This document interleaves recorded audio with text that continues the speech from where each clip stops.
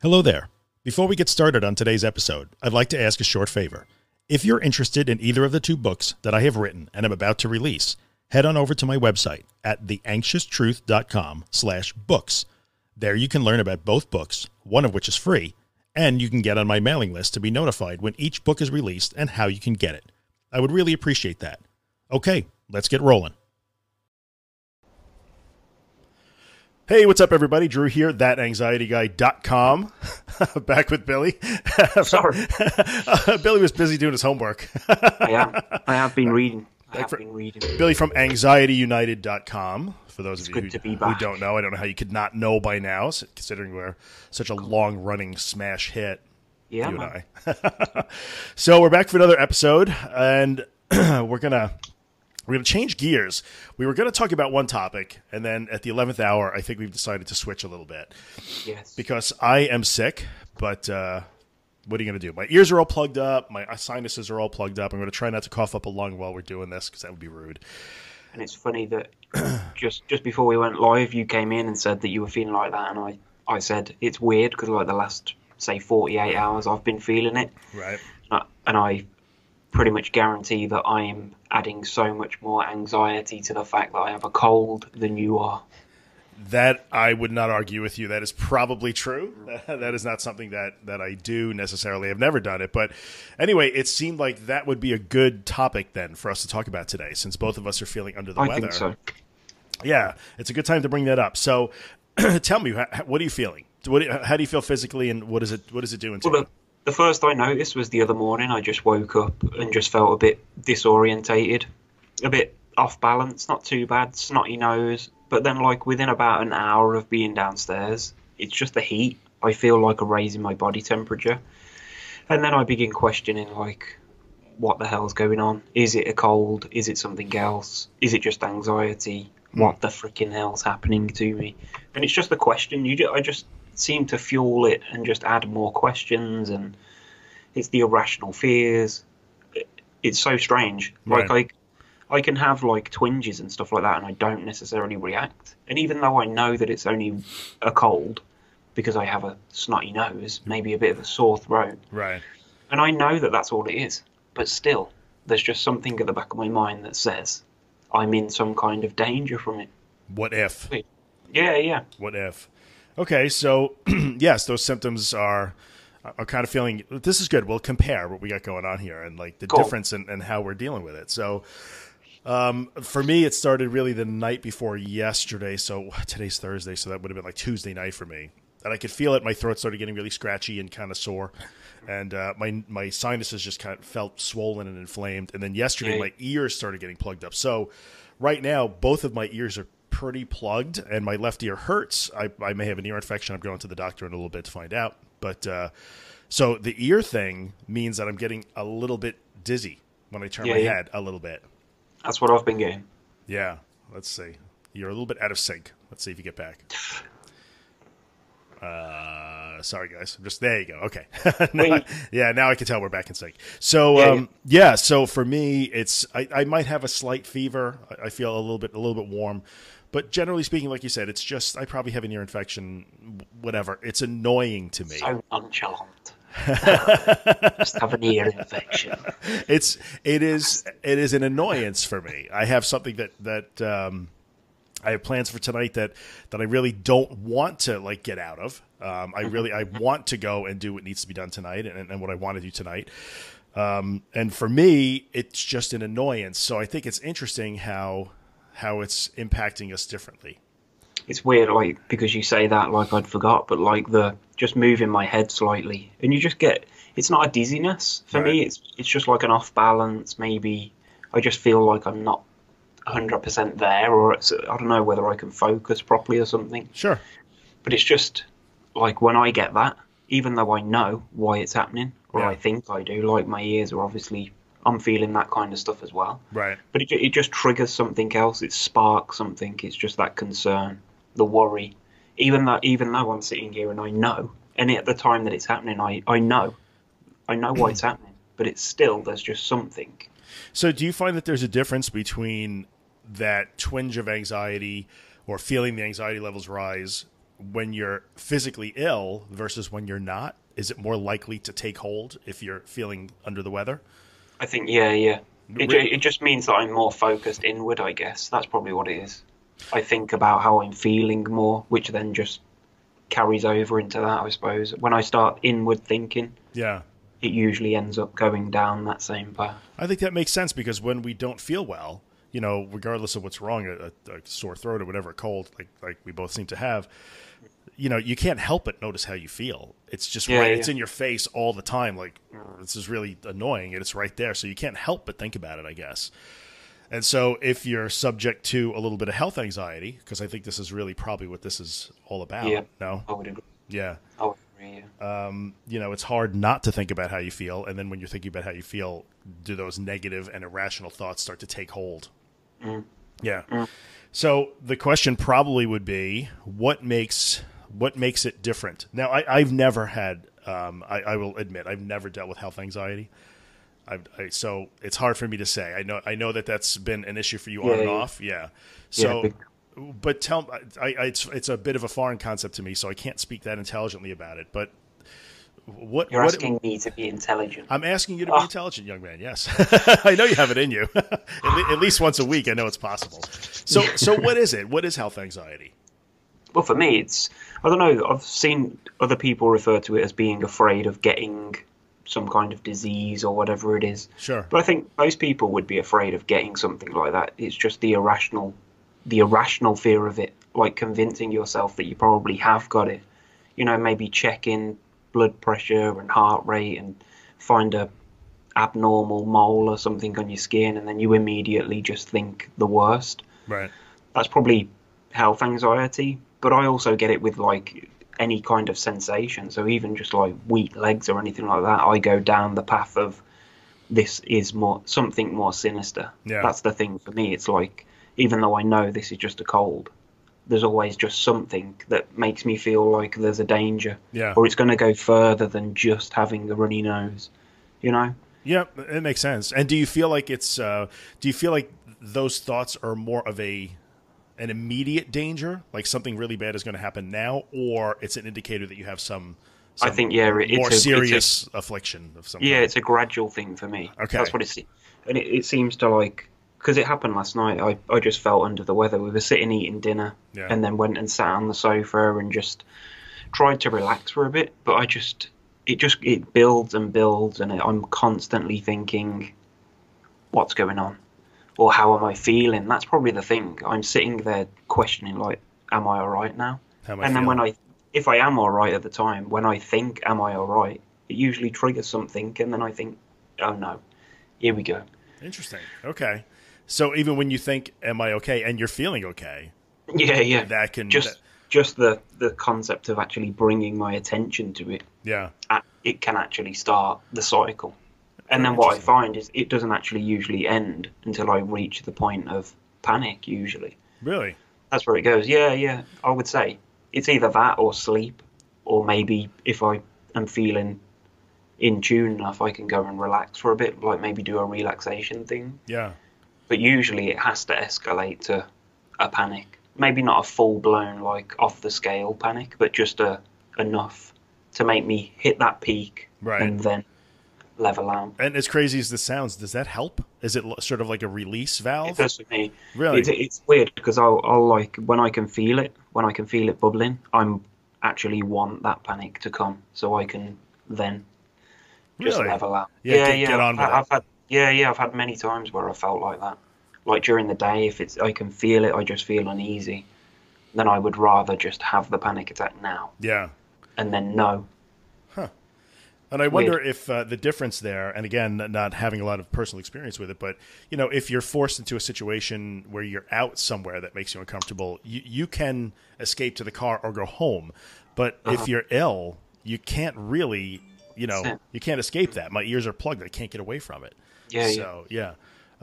So that could be it too, and maybe that's why, in your situation, just the actual release of having a panic, might help.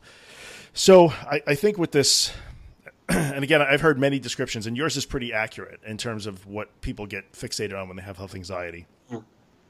And it's always comes down to it's a different thing. It's the cognitive part of cognitive behavior therapy. That's what I was going to say. It's Yeah, self-talk. it really is, because in the end, what's fueling that, I think, it's entirely cognitive. It's yes, the physical sensations, but we all get sick from time to time. And how do those negative thought patterns take root and continue to snowball, or not be able to let go? They just get stuck in that.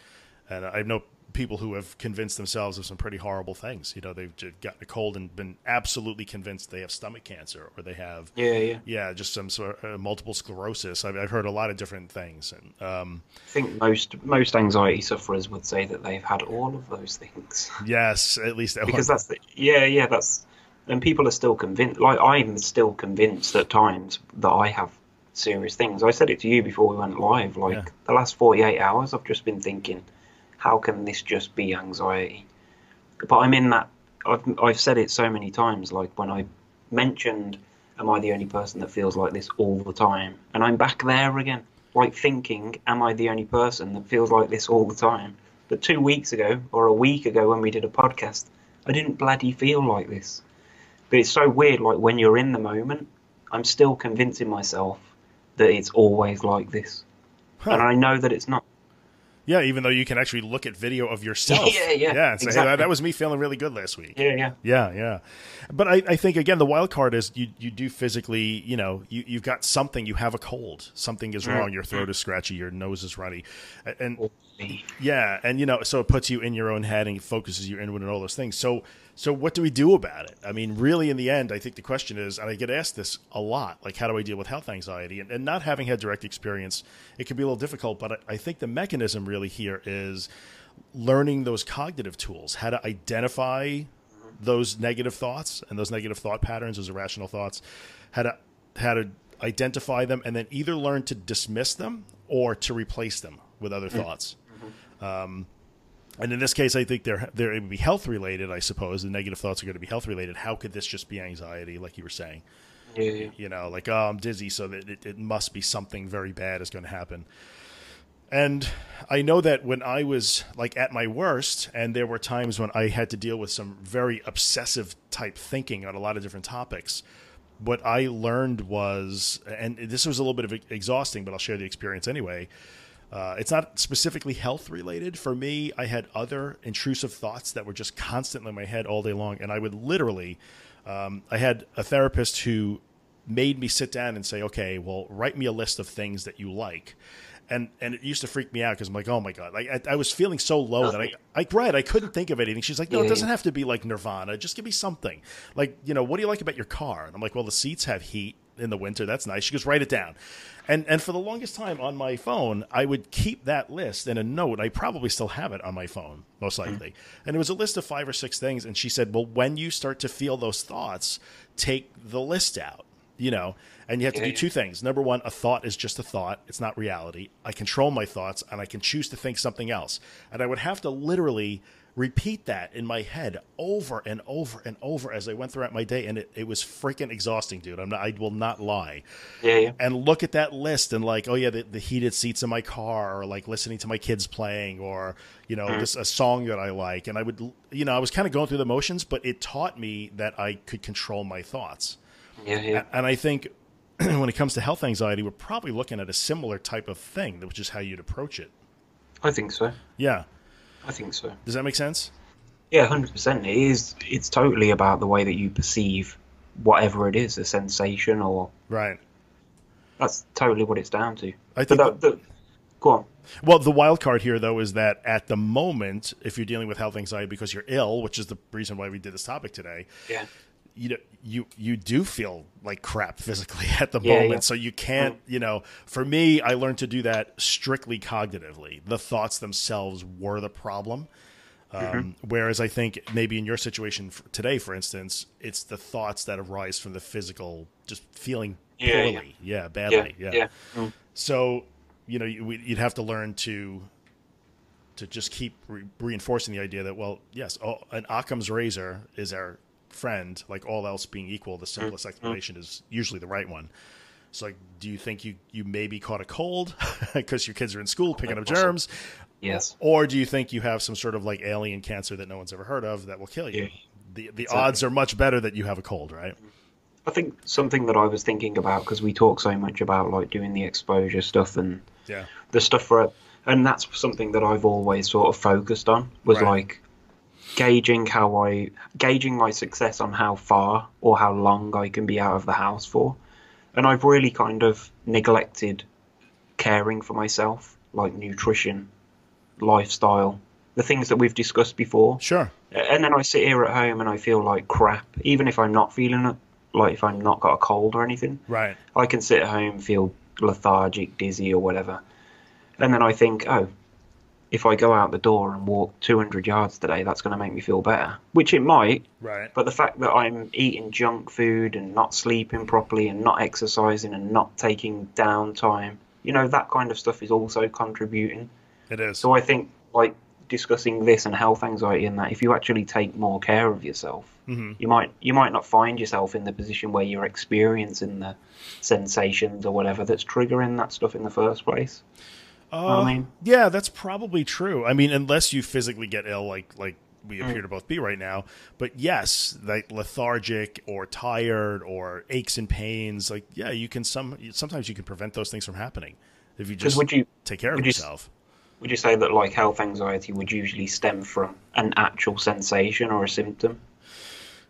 It's hard for me to say because I've never really had health anxiety, but from I what would say for me, it probably is. There's got to be some defining factor or there's got to be something, that you think is something more dangerous. I think in the communication that I've had with many people over the years, and when I get asked about health anxiety, it usually is triggered by either an illness of some kind or even just, a feeling that you didn't have before. Like, my leg hurts today. It didn't hurt yesterday. It's funny you should say that. My shoulder has been hurting for a week. Uh-oh, rotator cuff. No, but that's a weird one because it doesn't really bother me. Like it actually really hurts. I wake up in the morning and the pain that I'm getting in my shoulder is ridiculous. Yeah. But it doesn't bother me in the slightest. That's so interesting. I've had it before. I've had it quite a few times, and it'll just pass. Like maybe I've slept on it. Yeah. A bit weird. Yep. But it doesn't bother me. I find that fascinating. Starts running. Yeah. And that'll send you kind of up there. Yeah. Yeah, and I find that, I wish, if I could figure that stuff out, I'd be a very, very wealthy man. But because that always amazes me. Now, why does your shoulder pain not bother you, but the runny nose does? Yeah. Yeah, it's amazing.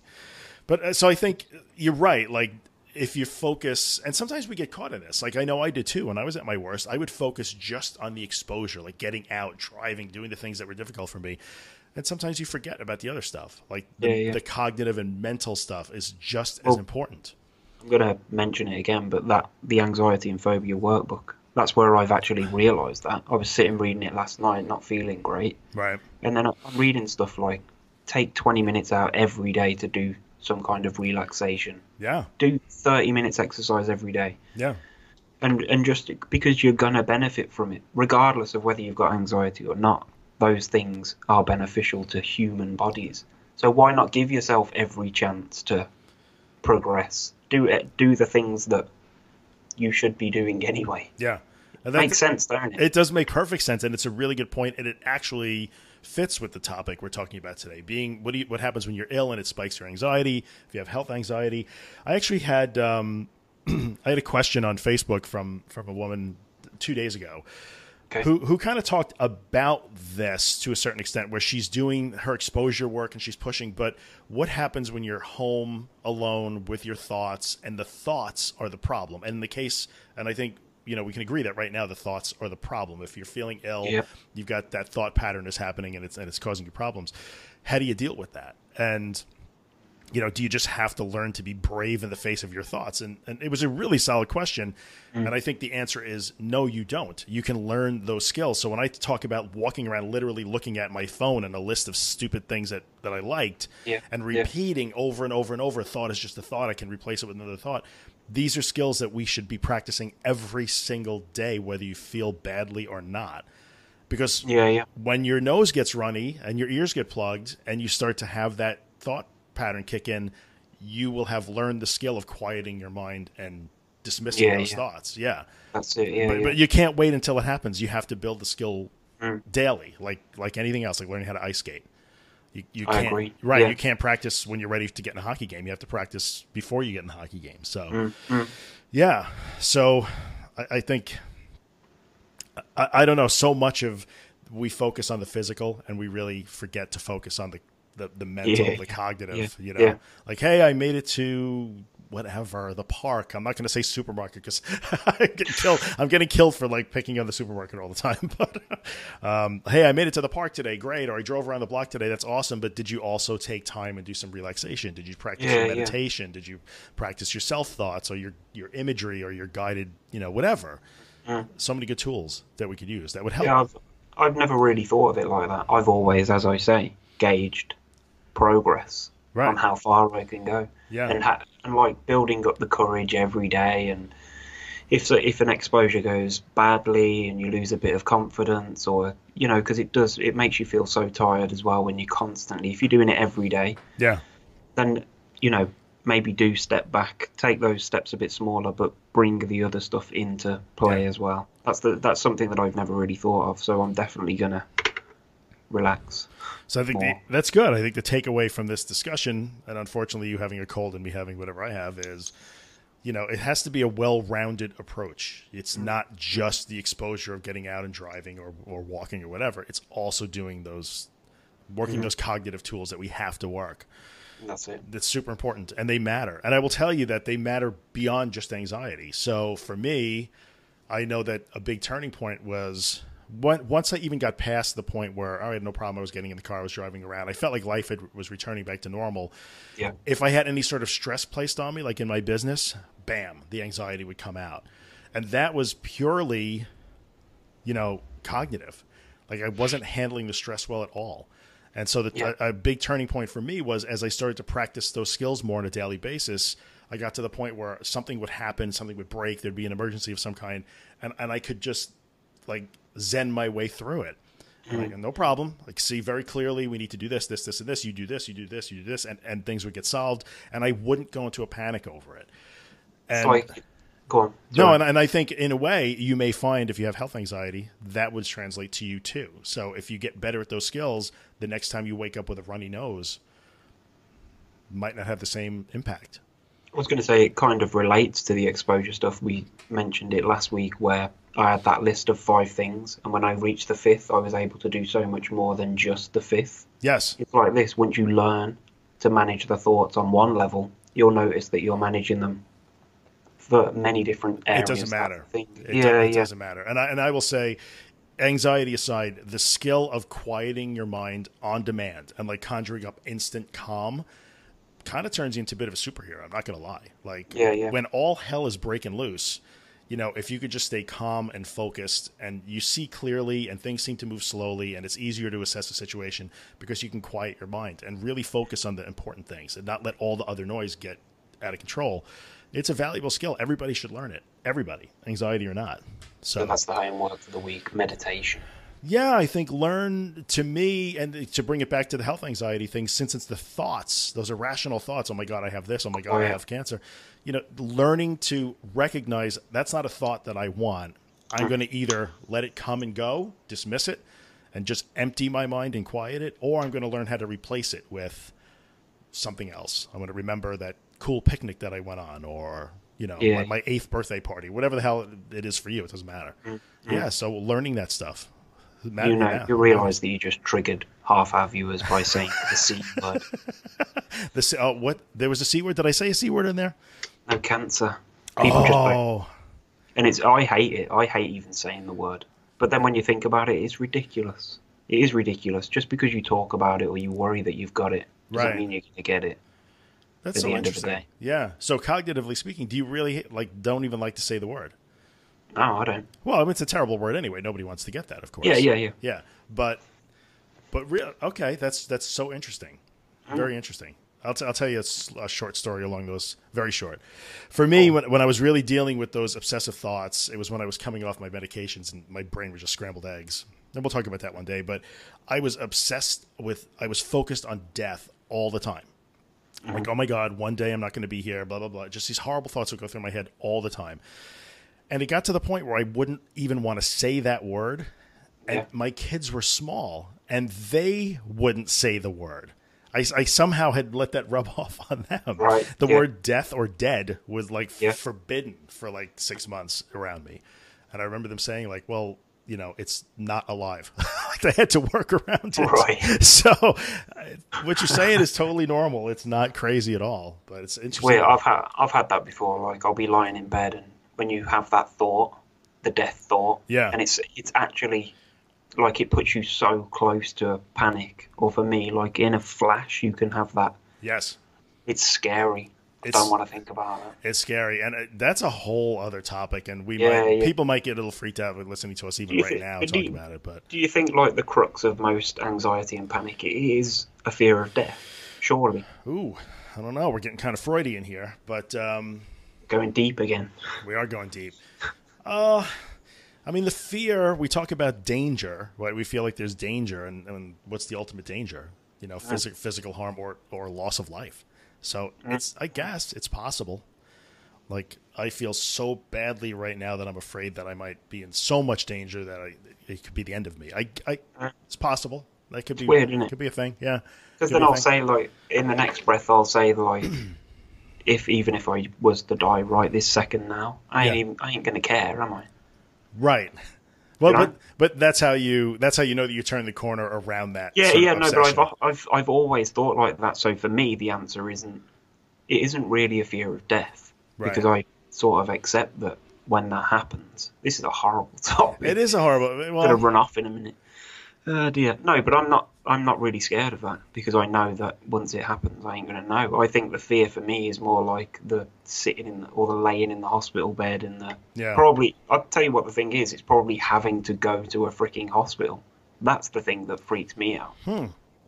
Okay, interesting. Because you have to stay there and can't. Yeah. Yeah. I don't want to. Yeah. Unless they can operate on me maybe in the garden. There may be sanitary concerns there. I'm not sure, but I'm willing to take the risk. I'm willing to take the risk. I'll sign a waiver. Just cut me open here. That's so funny. That is a very tough topic to talk about. I think, especially for people in our situation, we may have a bunch of people who are a little bit on edge just hearing us have this little 2-minute conversation. We probably should have the conversation one day because it is a thing. It is a thing, but. So that's the deal. Both feeling ill. We started talking about health anxiety. I know, and then we wound up with death. Sorry, folks. We didn't plan that. It's inevitable. It's the only thing that you can be sure of. Yeah, that's what they say here in the U.S. Death and taxes, right? So, and interesting tweets from our president. Do we want to talk about? Do you want to take any questions? You get any good questions this week? I've got some questions. Yeah, I've got some questions from the 12th episode and the 13th. I haven't even posted the 12th episode. I will post it this morning. The 13th, I mean. One of the comments on the 13th one was, please do a video on health anxiety. So here we are. There you go. Here we are. They say it's Laura. She says it's especially difficult when there's a specific condition one fears and there's no definitive answer from the doctors. So yeah, I guess, I mean, a lot of people that suffer with anxiety go to the doctors, and if they've been numerous times, you do often find people say that the doctors have just said that's anxiety. Sure. And then people start to worry that, you know, surely not everything is anxiety. They must have missed something. The doctors. Yeah, that's one of the big fears, isn't it? Sure. But if the doctors see that many patients and they've seen it all, haven't they, the GPs? So if they were genuinely concerned, they'd follow it up. They're not just going to say, it's just anxiety. It's just in your head. Yeah. Yeah. I think that's a tough one, too, because it's hard when, you know, you have a medical professional that says, you're actually fine. But I don't believe you. Sorry, doctor, I don't believe you. Something must be wrong. I don't know how you deal with that. That's a tough one. I think you just got to take their word for it, I guess. Yeah, and I think... After a while, I think doesn't experience matter too? After a while, like I've had this pain in my hip or whatever, my knee for 2 months, and nothing has happened. So That's all right, my knee is hurt. What can I do? Been having dizzy spells and freaking out for over 10 years. Right, If it was something more sinister, then surely I'd be I'd know about it by now. That's Yeah. what I think, like, if it was anything serious. But there are certain conditions that can actually cause anxiety, but that's probably another topic. It is another topic, but Completely. I think even so, experience does matter, and the longer time should be our ally. I think we've touched on this before a couple of times. Like after you've experienced 10,000 panic attacks, Yeah. theoretically you should not really have to be afraid of one anymore. But and the same thing holds true if you're convinced that you have something wrong with you, and it's been 6 months and you still have that pain in your back, and the doctors keep telling you there's nothing wrong. Well, you have no other change in condition. You're able to live your life. Everything is fine. The odds are there's nothing really wrong with you. Sooner or later, common sense has to start to kick in. I think. I would agree. I could Another be- question. Sure. This one's completely different, but it was Breaking Necks 23. We've had questions from him before. I recognize the name. Yeah, how do we feel about CBD oil, which is completely off topic, but Ooh, it's a totally question. off-topic. It is a question. I don't know. Got I'm the not answer. Come on. How do Get I on feel me. about it? Okay, I'll make it a brief answer. That's a whole other topic we could do too. It's just that sort of herbal I supplement. think we thing, should. Yeah, whatever. yeah. we I should. think But I've been talking to my wife about buying some because I obviously vape. Yeah. I don't smoke anymore, but you can get CBD vape oil. yeah. So So I CBD may is I may trial it for the guests, for the viewers. I may So- trial it. the object of the game. So CBD is the just without the THC. Correct. Correct. Okay. So here's my overall thought on CBD or any of those sort of CBD oil, any of those things. It's not something I go after myself, but You prefer the hard stuff, yeah? for the hard stuff, I think I think I tend to avoid trying to deal with anxiety by ingesting something.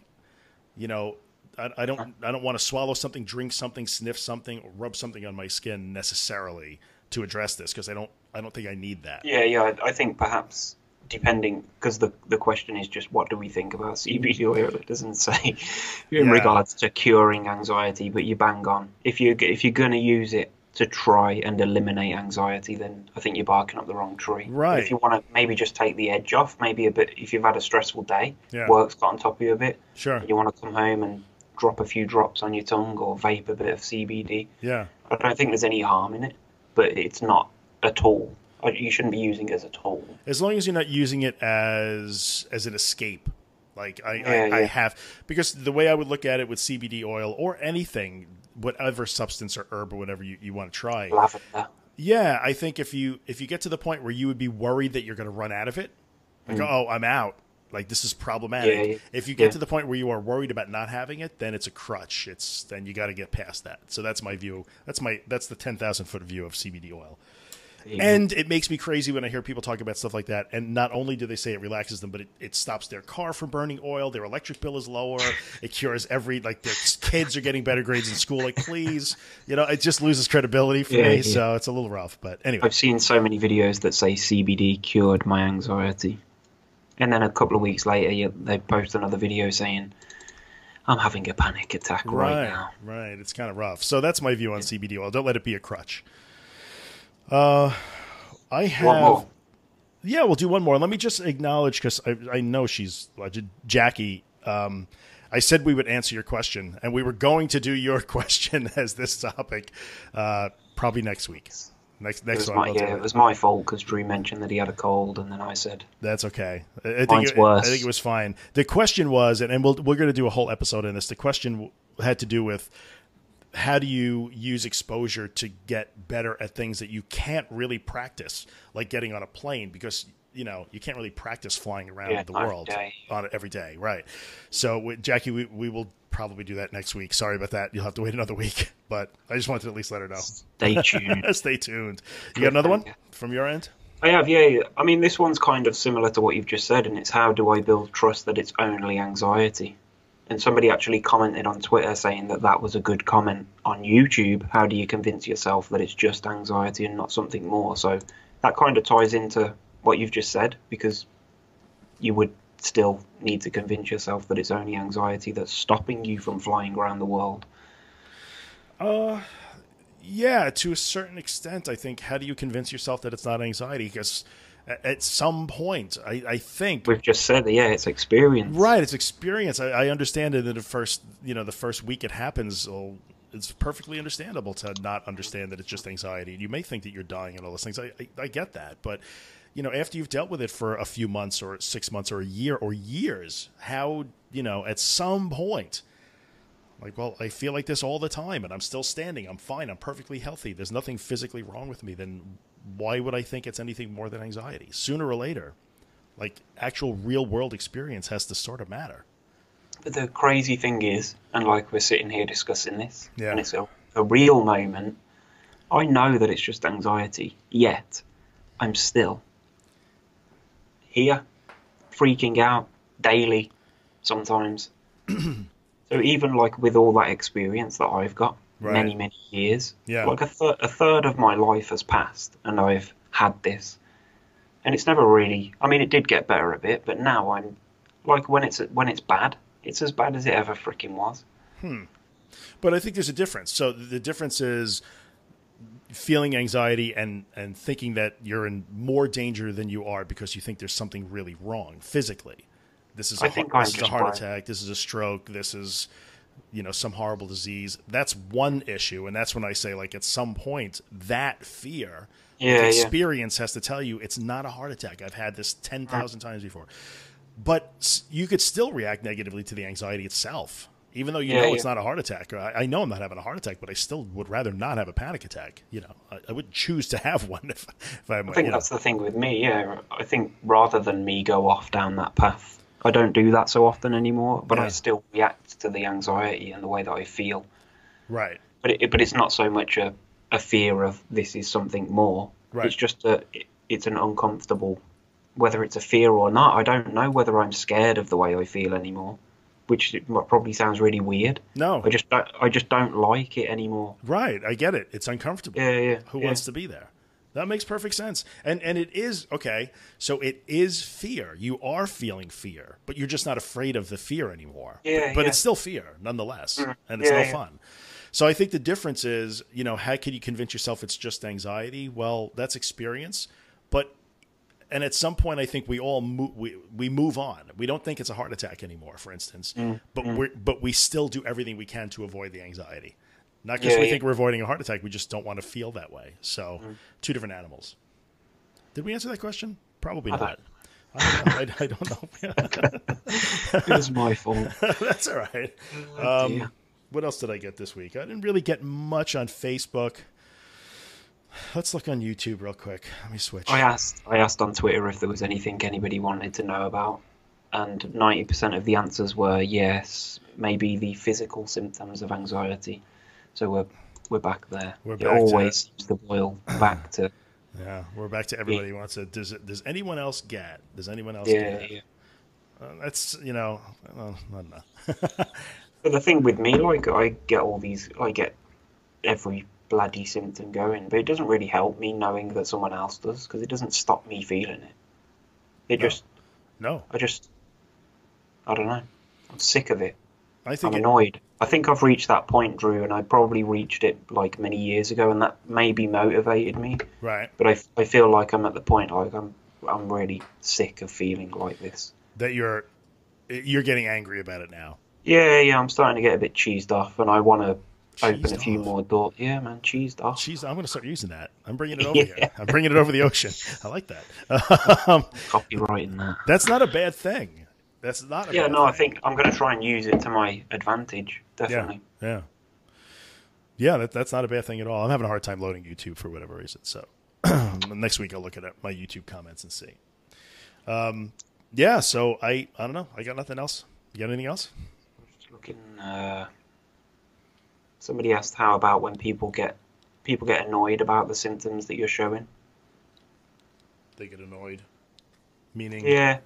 Well, it was the chap that burps and sniffs or clears his throat all the time. It's breaking it. So people around him get annoyed when he does it. Then look, like on occasion, my missus has got annoyed when I display anxiety. I don't know whether I'm like standing in a queue maybe and I'm doing this, Yep. like moving side to side, or I'm doing weird things. My missus gets annoyed sometimes. Does she call you out on it? Like, hey, you're doing that now. Usually after. That's interesting. But it's too late then. I've already done it. You know what? If anyone's watching, it's tough. The way, excuse me, the way I would respond to that, like people get annoyed at what you're displaying because of anxiety. That's not a bad thing. That's not a bad thing. Yeah. And I always look at it this way: people who, when they don't, the whole they don't understand thing. Oh, they don't understand. Yeah. But you know what? I'm happy that they don't understand. And when somebody gets annoyed at you for clearing your throat or sniffling or whatever it is that you are doing. I just read I just read a comment that I didn't know was waiting for me. I'll tell you off the air. Oh, jeez. Yeah. Well, I'm going to publish this comment. Anyway. Okay. So what I was going to say was... What video is it on? I don't know which one. Probably the last one, episode 11. Okay. People can go and check it. Yeah, episode 11. So on my channel. So people get annoyed when you're displaying whatever. You're swaying side to side, or you're tugging on your ear, or you're scratching, whatever it is you're doing. I used to tug on my ear all the time. Yeah. And when people are annoyed by that, use it as a positive. And you know why they're annoyed? Because they don't understand why you're doing it. They don't understand why you're doing it because they know that you are in no danger. They know that. So instead of being angry or like feeling persecuted or saying nobody understands, they need to understand why I'm doing that. Well, no, they don't. They don't need to understand it. When your kid doesn't want to go to bed because he says there's a monster in his closet, do you have to understand that there's a monster in his closet? You do not, because there is no monster in his closet. So, in a way, let those people be models for us. They're annoyed at your little tics or whatever because they don't understand why you're doing them. So let them model normal behavior.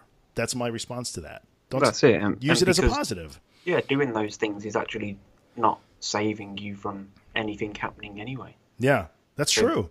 Tugging on your ear didn't... No, it didn't save me from the damn thing. All it did was make this ear probably longer than the other one.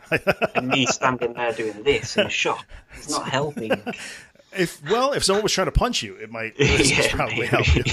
That's what it was. You're like an MMA fight. It would be very helpful. So that's my response to that one. I don't know. That's a good one. But this comment that I'm going to publish now, actually it was suggested that we do a video that talks about what should your wife do when you're having a panic attack? What should your boyfriend do? What should your girlfriend and all that stuff? We should probably do one of those too. That's probably helpful. Yeah. So, anywho, that's it. I'm out. I'm out of stuff. I'm going to start coughing any moment. So, how long have we been going for? We've been going for, let's see here. I like to run the clock up. 42 minutes. Mm. I don't know how it's a little bit of a marathon. So, prepare for the mid-roll adverts. Nice mid-roll adverts. Yeah, man. All right, folks. I guess we're going to hit the road on this one. I guess next week we'll do that We'll get back onto the exposure topic because it's a good one. Yeah. I like that. We will go with a theme, and then if anybody's got comments or questions, something that I wanted to touch on, which we can say for next week, is like irrational, silly fears. Like, example, I want people to share them in the comments, but one for me is like anything with a nut in. If you read something that's may contain nuts, I have this weird fear that I've developed a nut allergy in the time that I've opened the wrapper and eaten the chocolate bar. So that's like my irrational fear. And I wondered if people wanted to share theirs, and we can just look at maybe why does that happen? We can share them. Yeah, because it's weird. I've been eating nuts since, I don't know, a long time. Yeah. Sure. But every time I eat one, it's like, this could in be the 5 minutes time, that's it. This could be the Throat's going to close. I do the same thing with pineapple juice. Pineapple juice? Really? Yep. Yeah. Why pineapple juice? Just pineapple juice? Like somehow you've developed an just allergy to pineapples? The feeling that it has in your throat when you've drunk it, it's weird. I don't know. I had a panic attack after drinking a glass of pineapple juice probably about 8 years ago. You're going to have to watch it with the pineapple thing. Can you see that? Oh, that's an omen. Get off. Omen. There's a pineapple on my forearm. Wait, put it in the middle of the screen. Wait, I can't bloody see it. Can you see it?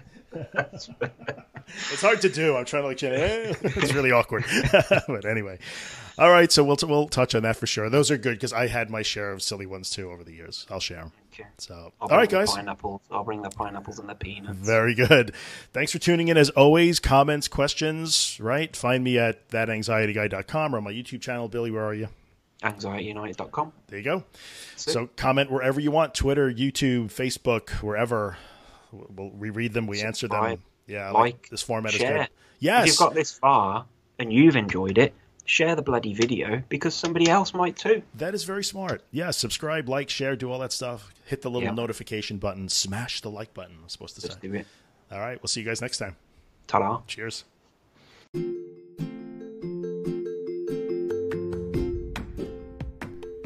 Hey, what's up, guys? Drew here. In the 5 years that I've done the podcast, I've never had a sponsor. But now it's time for me to put in a little plug for the day job, the business that I own. And that business is Managed WordPress Hosting. So if you have a website and it runs WordPress, and you'd like WordPress hosting that makes WordPress faster, more secure, and way easier than you ever imagined it would be, then check out Helix. You can find us online at imhelix.com. That's IAMHELIX.com.